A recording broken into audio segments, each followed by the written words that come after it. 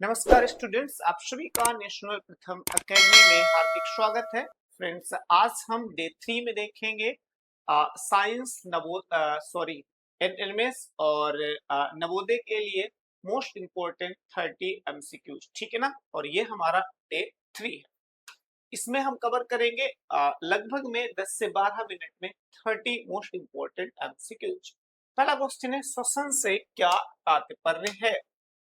श्वसन से क्या तात्पर्य। भोजन का निर्माण, भोजन से ऊर्जा प्राप्त करने की प्रक्रिया, रक्त का निर्माण या अपशिष्ट का निष्कासन। तो इसका जवाब है ऑप्शन बी, भोजन से ऊर्जा प्राप्त करने की प्रक्रिया जो है इसे ही श्वसन कहते हैं।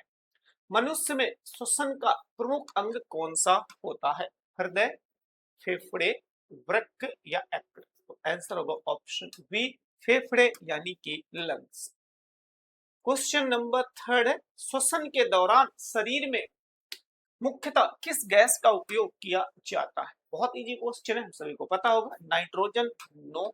ऑक्सीजन, बिल्कुल। श्वसन के दौरान शरीर में मुख्यतः ऑक्सीजन गैस का यूज किया जाता है, तो ऑप्शन बी बिल्कुल सही जवाब होगा। श्वसन के दौरान मुख्य रूप से कौन सी गैस बाहर निकाली जाती है। ऑक्सीजन नहीं भाई, ये तो हम अंदर लेते हैं।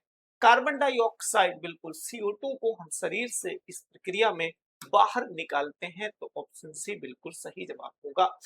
वायु, वायु शरीर में सबसे पहले इस अंग से प्रवेश करती है। फेफड़े, नाक, श्वास नली या फिर ग्रसनी।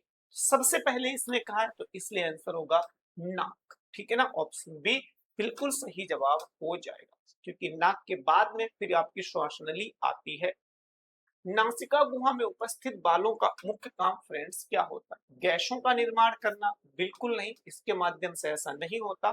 धूल और सूक्ष्म कणों को रोकना, बिल्कुल इसका मेन मकसद, मेन उद्देश्य यही होता है, तो ऑप्शन बी बिल्कुल सही जवाब है। नासिका गुहा में उपस्थित सुलेष्मा का कार्य क्या है। भोजन पचाना, धूल सूक्ष्म जीवों को रोकना, रक्त बनाना या ऊर्जा बनाना। सो इसका फ्रेंड्स सही जवाब हो जाएगा ऑप्शन बी, धूल एवं सूक्ष्म जीवों को रोकना सुलेष्मा का काम होता है। नाक से वायु किस अंग में पहुंचती है। नाक के बाद में, कह रहा नाक के बाद में जो वायु पहुंचती है, तो वो किस चीज में पहुंचती है।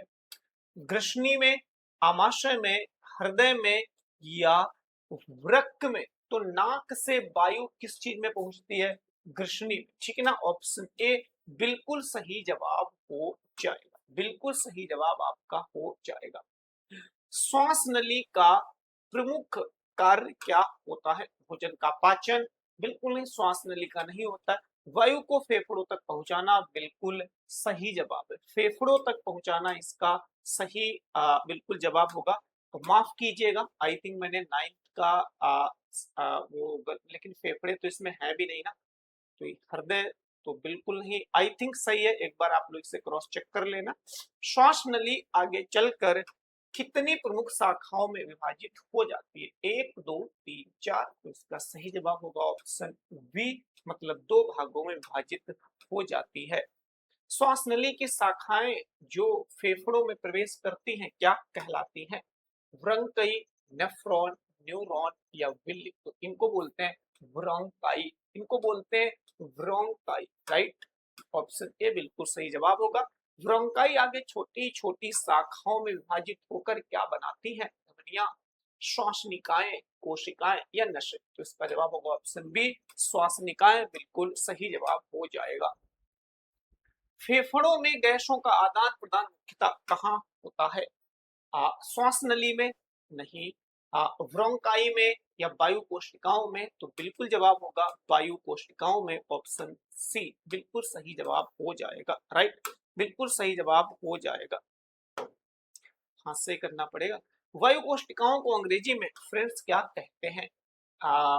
इसे बोलते हैं एल्वेलोई, एल्वेलोई, ठीक है ना। ऑप्शन बी बिल्कुल सही जवाब हो जाएगा। वायु कोशिकाओं की दीवारें कैसी होती हैं, बहुत मोटी, बहुत पतली, कठोर या अस्थि जैसी। तो इसका जवाब होगा बहुत पतली, ऑप्शन बी। फ्रेंड्स, बीच में मैं आपको ये बताना चाहूंगा कि इस सीरीज का हमारा मेन मकसद यही है कि क्विक एंड शॉर्ट टाइम में रिवीजन, लेकिन इससे पहले अगर आपने चैप्टर वाइज साइंस के क्वेश्चन को या चैप्टर तैयार नहीं किए हैं सीरियल वाइज, ठीक है ना, तो इसके लिए आपको जो है डेली 8 बजे लाइव क्लास आती है 8 PM पे। इस क्लास में आप जुड़ सकते हैं, जिसमें डेली आपको जो है साइंस, ठीक है ना, साइंस के अलावा में जीएस, इसके अलावा में मैथ और इसके अलावा में रीजनिंग, इतनी सारी क्लासेस जो है विद चैप्टर वाइज और इजी कॉन्सेप्ट से लेके टफ कॉन्सेप्ट तक सारी चीजें बताई गई हैं और सारी क्लास जो है प्लेलिस्ट में पड़ी हुई, ठीक है ना। तो डेली आप जो है 8 बजे नाइट में जुड़ सकते हो और इसी चैनल पे, राइट। चले क्वेश्चन नंबर 17 है, वायु कोशिकाओं के चारों ओर किस प्रकार की रक्त वाहिकाएं पाई जाती है? धमनियां, कोशिकाएं, सिराएं, लाशिका वाहिकाएं। तो आंसर है केशिकाएं, ऑप्शन बी बिल्कुल सही जवाब हो जाएगा। फेफड़ों में ऑक्सीजन किसके द्वारा रक्त में पहुंचती है? विसरण, पाचन, पराशरण या निस्यंदन। तो आंसर है ऑप्शन ए विसरण। आंसर है ऑप्शन ए विसरण। रक्त में ऑक्सीजन का परिवहन मुख्यतः किसके द्वारा होता है? प्लाज्मा, हीमोग्लोबिन, प्लेटलेट्स या श्वेत रक्त कणिकाएं। तो आंसर है ऑप्शन बी हीमोग्लोबिन। या इसकी जगह पे आपकी आरबीसी नाम भी आ सकता है, मतलब मुख्यतः आरबीसी होता है क्योंकि आरबीसी में ही हीमोग्लोबिन पाया जाता है, इसलिए। क्वेश्चन 20, हीमोग्लोबिन किस रक्त कोशिकाओं में पाया जाता है? जस्ट अभी मैंने बताया था, बिल्कुल आरबीसी मतलब लाल रक्त कणिकाओं में हीमोग्लोबिन पाया जाता है। बेसिकली जो रक्त का रंग भी लाल होता है तो वो भी आपका आरबीसी की वजह से ही होता है, क्योंकि इसमें आपका हीमोग्लोबिन पाया जाता है, राइट। चल नेक्स्ट क्वेश्चन, श्वसन में ऑक्सीजन का उपयोग कोशिकाओं में किस पदार्थ से ऊर्जा प्राप्त करने के लिए होता है? ग्लूकोज, प्रोटीन, वसा या विटामिन। तो आंसर ऑप्शन ए ग्लूकोज।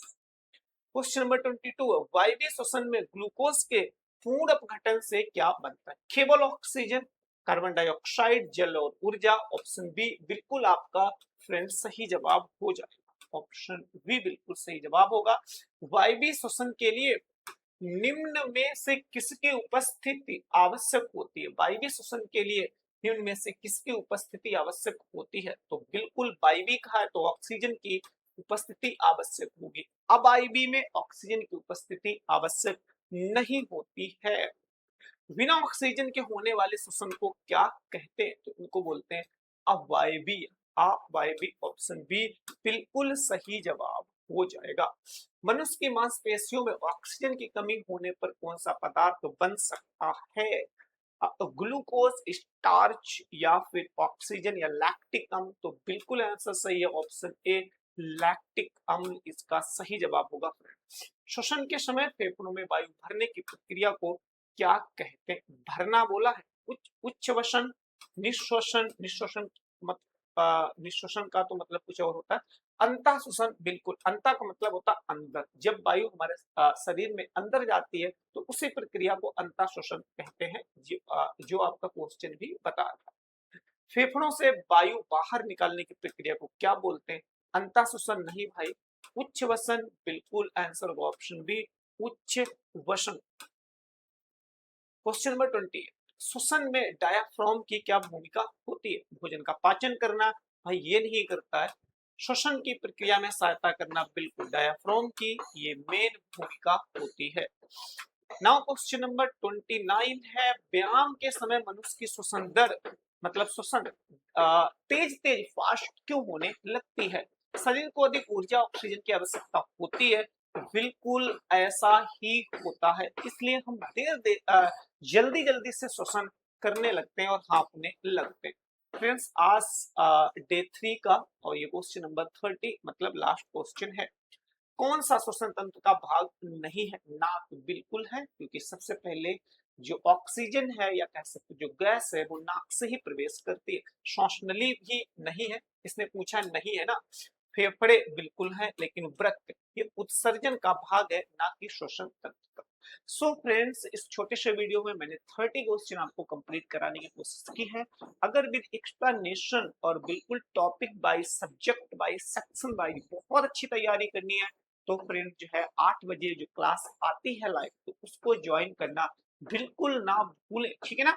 और अगर जो है आपको पीडीएफ चाहिए तो आप इस नंबर पे कॉल कर सकते हैं, व्हाट्सएप मैसेज कर सकते हैं, और इसके बाद में आपको ग्रुप पे, WhatsApp group and Telegram group पे ऐड कर दिया जाएगा, और उसके बाद में आपको सारी पीडीएफ, सारे नोट्स वहां पे, सारे इंपॉर्टेंट वीडियो, सारे इंफॉर्मेशन वहां पे मिल जाएंगे।